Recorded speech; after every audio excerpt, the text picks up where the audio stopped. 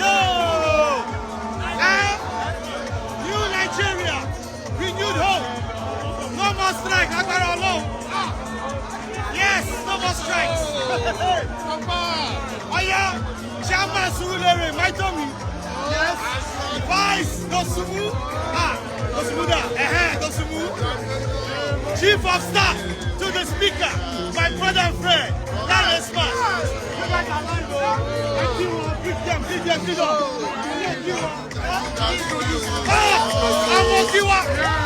The chief of the Giwa.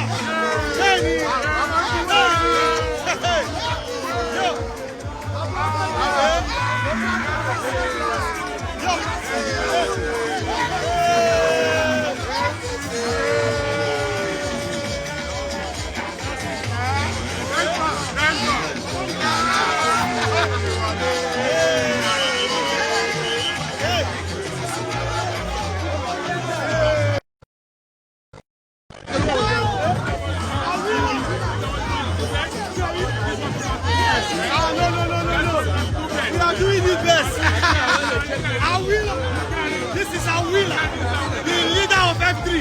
The Baba himself.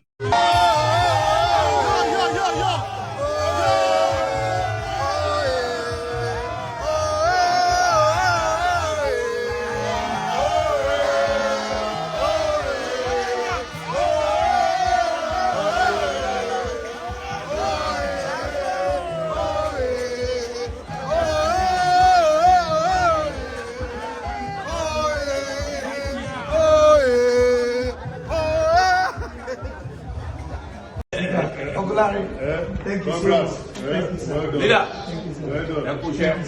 Well done. Malga, thank you, sir. God bless you. When are you traveling? Traveling to where? They finish the money. Everybody is you are going to go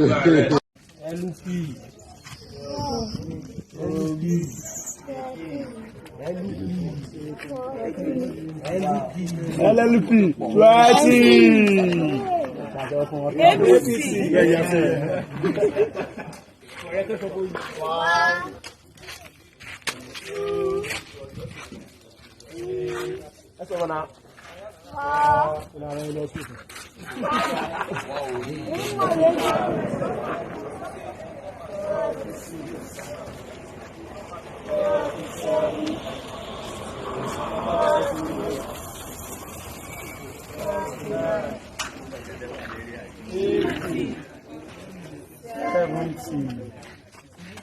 Seventy-one, 72, 73,